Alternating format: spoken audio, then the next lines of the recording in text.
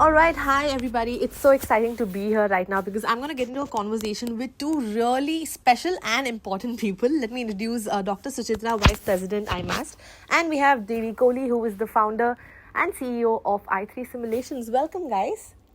Hi, Sheetal. Lovely to be here. So excited. Absolutely lovely to be here. How are you doing today? Fabulous. We are excited. We are in high spirits today. Yeah.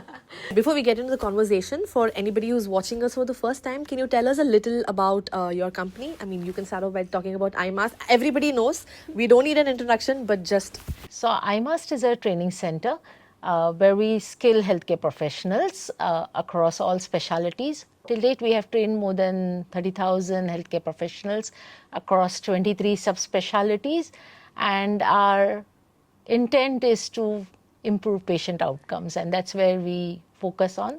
And we are a highly technology-based company which works on human needs. Wow. We'll talk about that in just a bit. Can you tell us a little about i3? Well, i3 is in a similar space, but completely virtual in that sense. i3 Simulations, as the name suggests, it's intuitive, immersive, and interactive virtual medical simulations. And we are in this space exactly for the very same reason: improve patient outcomes through improving training efficiency for healthcare professionals. So it gives us so much joy and satisfaction to see this advancements of technology in the space of AI and immersive tech coming together to actually solve a real world problem. So yeah, we get a lot of satisfaction being in this space. You know, while you say all of this, I think one of the top questions that I had in my mind before prepping for this interview is that healthcare, especially in India, I can't say that people are not very happy. It's a mix of both. Some people have great opinion about it, but some people also are under the stress, right? How do you think AI, deep tech, and all of this is going to help this? Absolutely. I think India is the number one in population, and that's also one of the problems of healthcare. So while we lead the population, we do not really lead in healthcare. So the number of hospitals, the number of training institutions, the number of doctors, the number of nurses that we produce is not really that high. So we are well below the expected ratio, but the WHO ratio of patients to healthcare professionals. Having said that, that's not the only challenge. The other challenge is also the quality of education, the quality of learning skills, So our medical institutions are not equipped to train people in terms of skilling them. So they gain knowledge but not the skills. And when they come out, they are not ready to start their practice. Moreover, there is an urban-rural divide. So most of the specialists, most of the well-trained people would be here in the cities, while in the rural areas, they are left to their own senses. We have a lot of quacks, and that's where they get their healthcare. And what I see technology doing today is improving access, improving affordability, and improving the actual healthcare outcomes. That's where people can go at scale. So one of the primary missions of IMMAST was to skill healthcare professionals. We do it at a physical level, we try and train, but it's just a drop in the ocean. And technology has that power to take it across. So India is the one country which has the highest number of internet users. And I think if we start using AI and technology, training will just be as accessible. You know, on that note, I also know that you are a gynecologist, right? Just out of your personal experience, I want to understand, when you were studying back in the day, to versus what's happening right now with the advancement in technology and AI coming into the picture, what is the difference that you see? And this I'm asking from a layman perspective. Absolutely tremendous. So while I would say I was blessed that we could work on patients, I was fortunate to be working in a very prominent medical institution where we had a lot of patients and we gained a lot of experience. But we really did not have time to practice. We could not ask anyone what is the standard protocols. There were no standards written. If I had to train someone, it had to be my time, which was split between patients and the real training. So it was difficult. So, but I would consider myself fortunate for having been working in a big institution. Most of the others would not get the experience I got, and hence when they come out of their trainings, they are not ready, and we see a huge lot of mishaps happening. And not only mishaps, maybe not critical mishaps, but we see out of pocket expenses increasing for patients. That is because we could not handle them well. Right now, today, with a center like IMMAST and technologies like i3, I think the world has changed. The whole paradigm has shifted right now. So they can come here to institutes like us where they can come and practice the procedure, build their confidence, build their skills. But with technology driving in and XR and VR and others, they are actually practicing on cases. They are doing teamwork, and believe me, I think when we train people here, we realize that people come and tell us, oh, this is what I was doing wrong. I wish I had studied this in my institute. But when we learn and when we use technology, we use haptics, we use simulation, which was a foreign word when I studied, people are in a much better space. And eventually, when we talk about expenses or out-of-pocket expenses, for a country like ours, it is not only about healthcare, it is about the socio-economic movement. It changes the whole dynamics of where the country is moving, how we are contributing to our GDP. So I think healthcare is at the core, it is the heart. If we treat this well, if we skill our healthcare professionals and make healthcare, I'm sure our country is going to progress. Absolutely. Very well said. That was the doctor's perspective. Devi, I want to ask you from the tech side of it, what is the biggest gap that you see in the medical education? Wow, Sheetal, as Dr. Suchitra was just articulating so beautifully what you just said there, there was a word that just caught me so much more, which was, you said you were fortunate. And you kept emphasizing about that word being fortunate. And today, what technology, the gap and what technology is filling is exactly that. It's making everyone to be fortunate. Because what we couldn't get back then, and what we are able to get today with the advancements of AI through automation, as well as through immersive technology, where you're able to contextualize the learning. You're able to experience without even having to leave your desk. Without having to harm a patient. That's more exactly. critical. Thank you. So you're so well said. And that's the beauty of it. Because I was just sitting here, as you so beautifully articulating, thinking my whole last 2 decades just came in front of my eyes. I thought, hold on a second. I've been in the forefront of the technology of AI and immersive tech.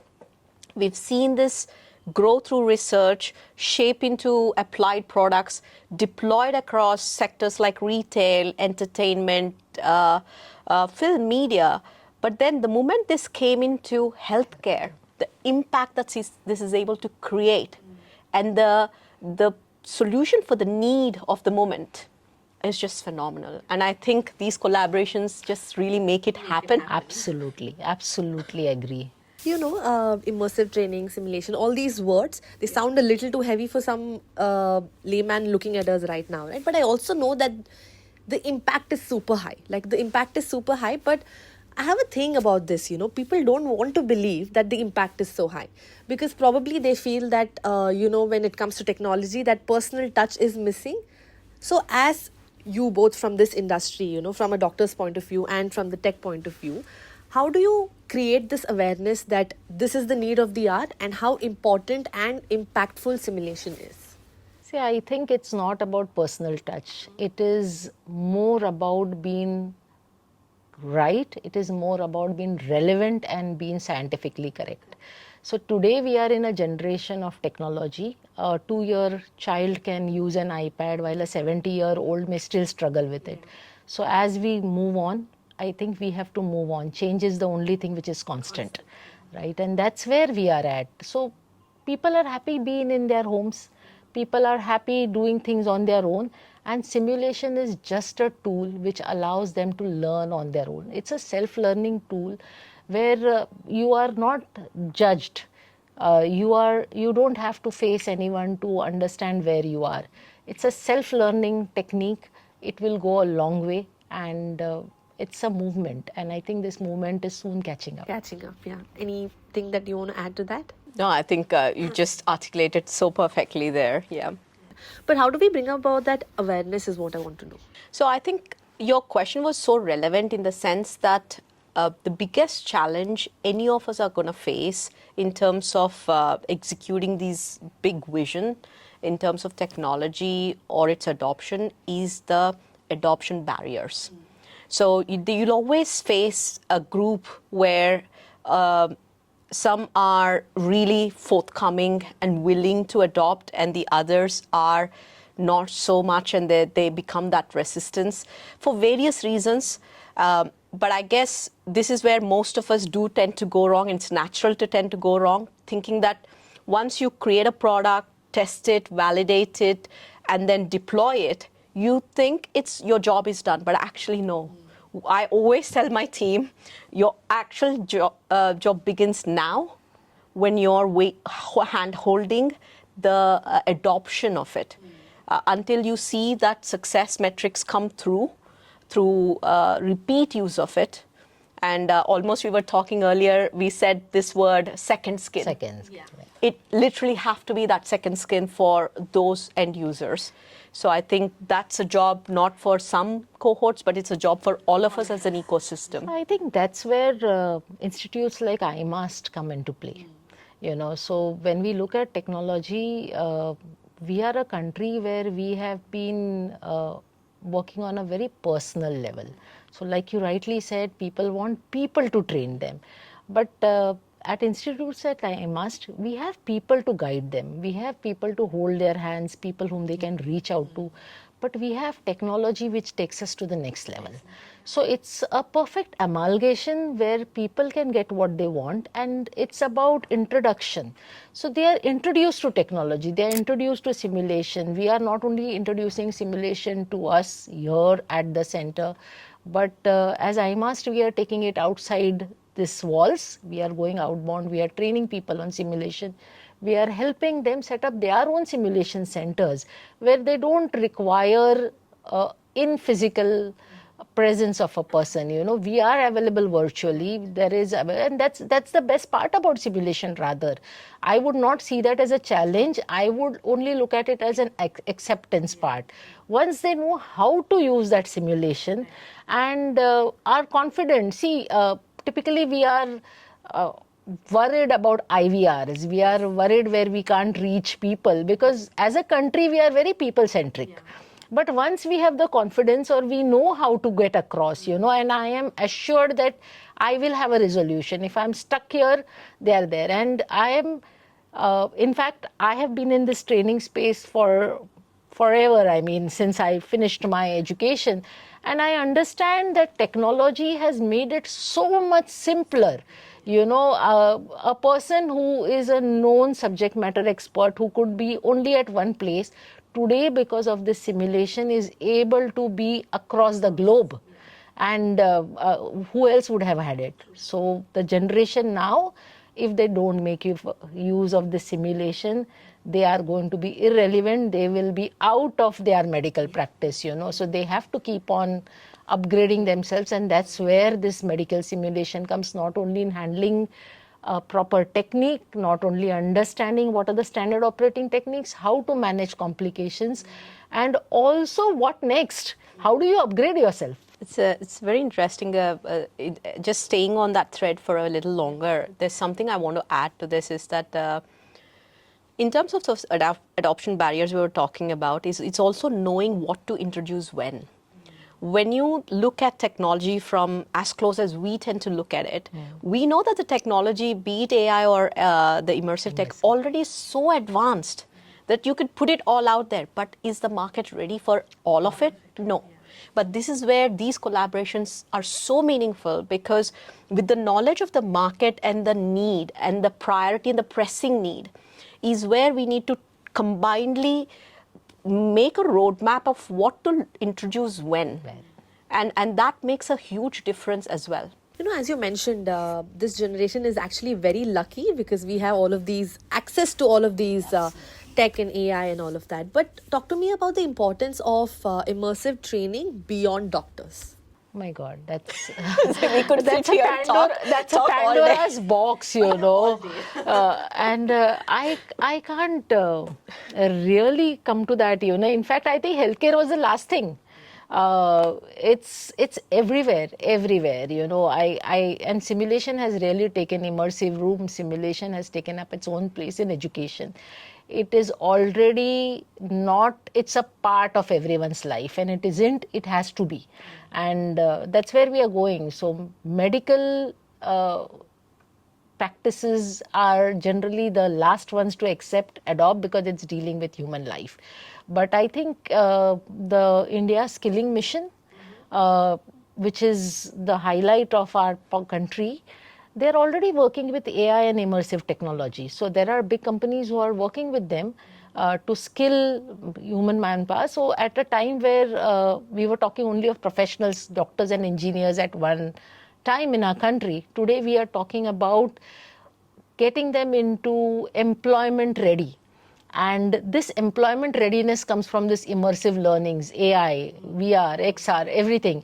And I think considering the lack of skilled manpower that we have, not only lack of skilled manpower to actually deploy and do the work, but also to train those people, this is where exactly the technology is coming in. And healthcare is only learning from them, I believe. Yeah, I think that's so true. I mean, the data really scares us. And we were just talking earlier, like, let's not think too far in the sense like it will scare you so much.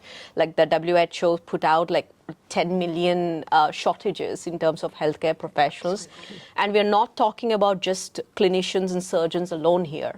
We have this whole cohort of nurses, paramedics, and also frontline responders. And this is where technology like this and the simulations would really make a difference, because whether it's paramedics trying to get a contextual situational awareness about how to deal with the situation when they arrive, all of this can be very quickly put into context. Absolutely, and be trained. So today we are working in the field of multi-specialities. So for example, I am a neurosurgeon. I am working only in neurosurgery. But for example, I have to enter a skull through my nose, which is a skull-based surgery. I require to work with an ENT. I require a team who's ENT. I require a team who's neurosurgeons. And I need my assistants, which are the nursing staff, who are both. And that's where this team trainings come into play. So how do we replicate? IMMAST may be one of the places where we work as a team and we get to bring in this integration. But it's not easy to bring in two different people, or it's not easy to practice. Today we are talking about 3D mapping. We are talking about creating scenarios. And this is so important because I could not even imagine we had to learn through actually facing those scenarios and making mistakes and being the one and all. Today, simulation has the team scenarios in place. That reduces the time required to respond. That reduces the risk of failures. That also contains the errors that would have happened in judgment. So you're not allowing it for some judgment. It's muscle memory. You're building a muscle memory, what needs to come next after this. And you're also bringing up a cadre of people who are sending the same information in the same cycle. So it's a standardization of care. So whoever comes in gets the same standard. And most important, this is what leads to improved health outcomes. So standardized care, where you are looking at patient safety first, this is what comes in. Yeah, you know, as you mentioned, I think back in the day it was all about learning on the go, right? And that has so many risks with it. Absolutely. And now that I think of it, I'm like, that's really scary. But I think we're safe in the hands of tech right now. Absolutely, absolutely. On that note, I want to ask you, you know, training is one aspect, and any medical issue that is going on is another aspect, right? But what happens in case of an emergency? Our teams, do they have that knowledge, that training to handle an emergency in when it comes to simulation? Not really. Not really. In our country, now that we are going into big corporate hospitals, yes, because of the standardization, because of the NABH and the JCI accreditations, people are preparing their teams to handle the emergencies in a very standard way and work as a team. Nonetheless, this is not the scene across the country or maybe globally also. The fact is that very few people go through the standardized techniques and people are not around to get trained. So you have to also see the training also needs to be available and accessible at their free time. So particularly when we are looking at intensive care, emergency care, can I expect a doctor to leave his practice and come, or there's a patient's critical, come and attend this training?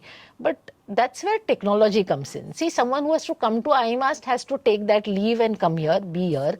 But if they have a sim lab set up in their hospital near them, which is particularly what I see in virtual reality simulators or XR, VRs, AI, what is it doing? So it's just accessible at whatever time they have. So they don't have to wait to have this team training here because it's already created. You can work, and I think there are a lot of simulations where even if you are a single person, there's a simulated team who's working with you. So you know what to do, when to do, and what is your role exactly. And deep down into the rural areas, in a smaller setups, this is more critical because life and death depends on this. They do not have access to big hospitals. So managing that care at that level becomes important, critical. And once this trainings reach there, if we have enough skilled people who are not only skilled in their own pathway, but they are skilled to understand what others are supposed to be doing at what time, it would be an immense change. We don't have it right now. We don't have it. I see technology having this potential to reach there, and team trainings are critical.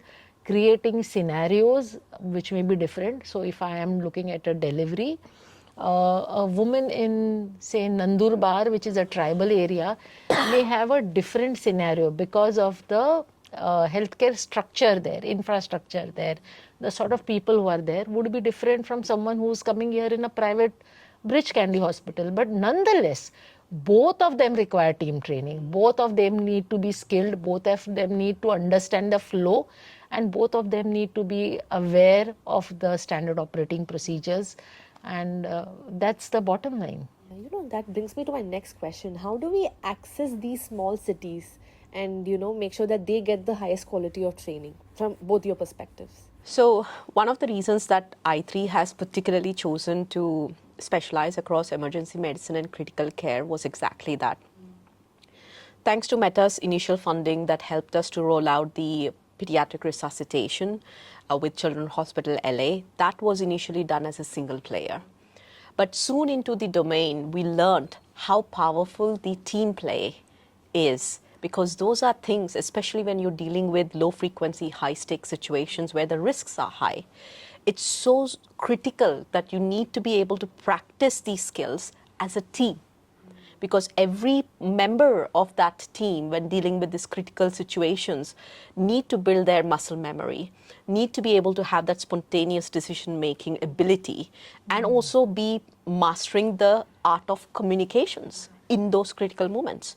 And this is exactly where you're able to use these advancements of technology and bring this photorealism through these immersive environments and complement the training, the in-person training that centers like IMMAST are able to give, to be able to scale this into more larger spaces and more outreach programs.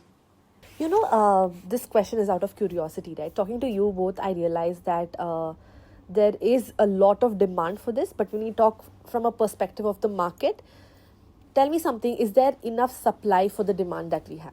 Supply from the tech side, of course, and demand from the doctors and the medicine professional. I would rather say the supply is coming up. The demand is not building. So I think the real work, while the techs have been doing great job, I mean, we have been having IMMAST for the past 13 years now, and we understand training is not really sought after. So you have to build that space. And when we are talking about the need and the competition that is there in the market, it's a crowded space. So how does a doctor or a paramedic choose what is right for me?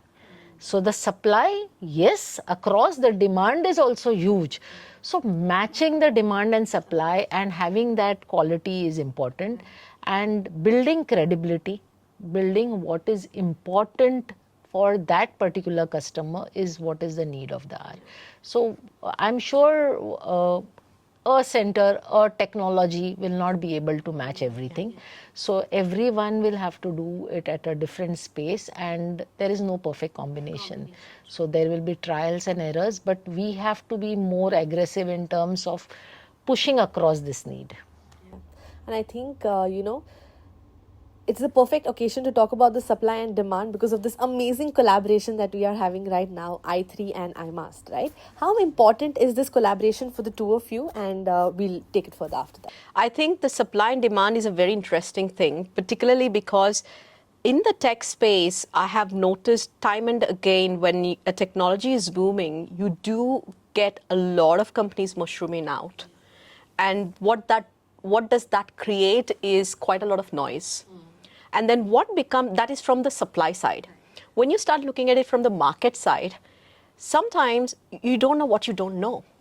And what is also very important in this whole journey is for those who are close to the technology, they also have an add-on responsibility of evangelizing the benefits of this. So when the market, again, you need visionaries to come forward, take interest in not just being stuck in their silo, but actually coming out of that silo and saying, hey, I know I'm a clinician, but what more can I look at in terms of adoption? Absolutely. So when they have that curiosity, it's a beautiful mix, because then the market gives you an opportunity to articulate. But what we have noticed is that this whole process is a constant repetitive process of evangelizing the benefits versus coming forth, and that can never be done as a single partner. It's an ecosystem, like you addressed. Absolutely agree with that. Yeah. So it has to come together. And it's painfully a long process, actually. We all would love it to be as short as we like it. I would rather say we are more specific. We want it to be a beautiful amalgamation with a clear outputs and outcomes, So that's where we are. So as I said, it's crowded out there. Let's focus on what's the right thing to do, and be selective about whom you partner with, what are you adopting, and what are you putting out, and that's the real essence, I think.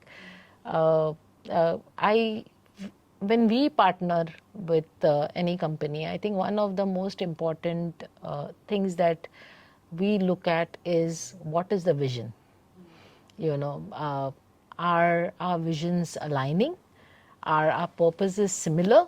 And are we able, or are we willing to put equal amount of passion, dedication, focus, and whatever it takes to make it real?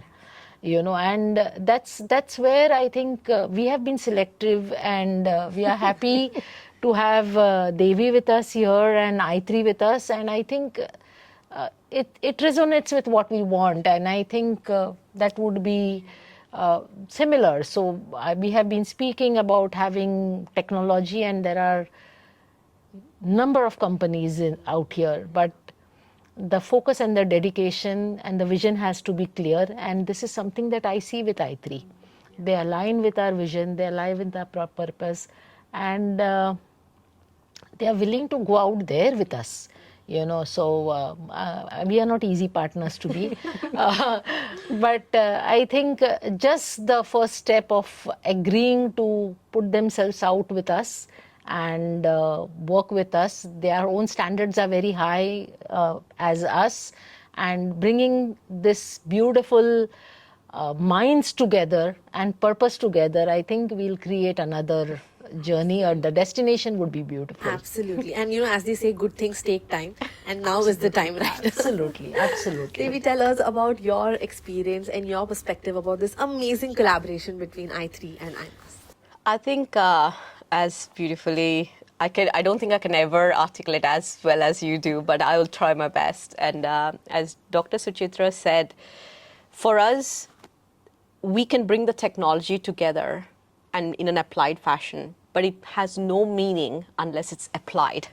And that entirety will only happen, and they are the partners who can help us complete. And I do not want us to come here and own a space that we don't know. We know our tech, and we only become complete with the support of IMMAST. So for me, this partnership is so beautiful and so valuable. And like Dr. Suchitra was mentioning, it took a while because there's so much happening around. And let's not forget, our primary focuses is our day-to-day work. Trying to push through some new initiatives is never going to be easy, especially when you are lean team and you're self-funding and you're sustaining. In this current market, it's very hard.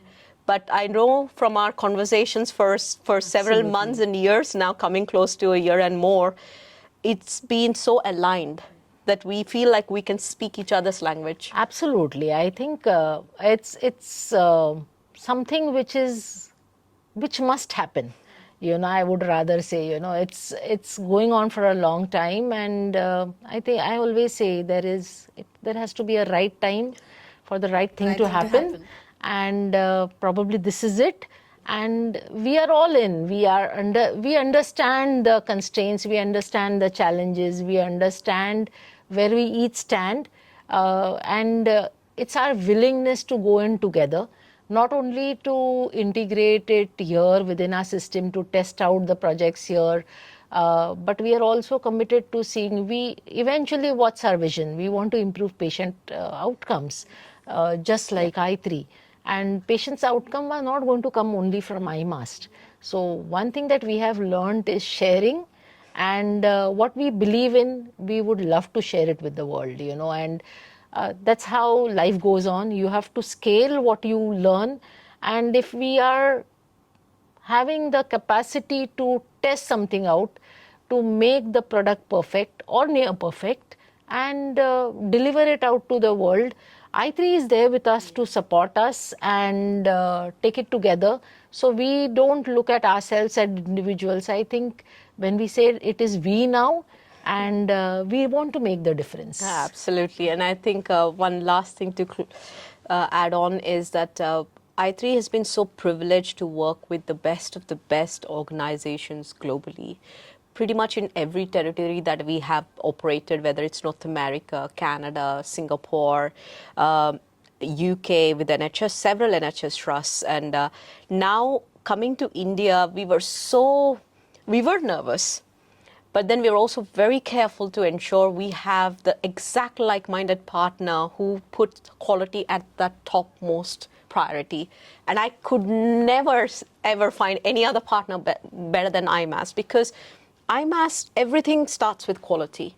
I think that's really what touched us. And I think that's just like when the time is right, it is right, and we're here, and we're just looking forward to the next steps. Absolutely, and I'm sure we are going to make it. Thank you so much. It has been lovely having this conversation, especially I'm always talking from the layman perspective. I might have the knowledge, I might not have the knowledge, but it's all about bringing that awareness and for people to watch. So anything on closing note that you want to tell our viewers? I would want to state that simulation is here to stay, and that's the future. So be it our in-house bleeding, breathing humanoid models, or be it virtual reality, augmented reality, XRs, AI, it's only going to make life better. It's only going to improve the quality of care that patients get. And I'm keeping my fingers crossed that this collaboration would be successful, We will work towards it definitely, and not only successful, we hope to take it across the country, and hopefully a lot more institutions will understand the importance. It's going to go global for sure. Yeah, I think from my end, the message is pretty simple in the sense that I just want the professionals out there not to fear technology, but be prepared to embrace it.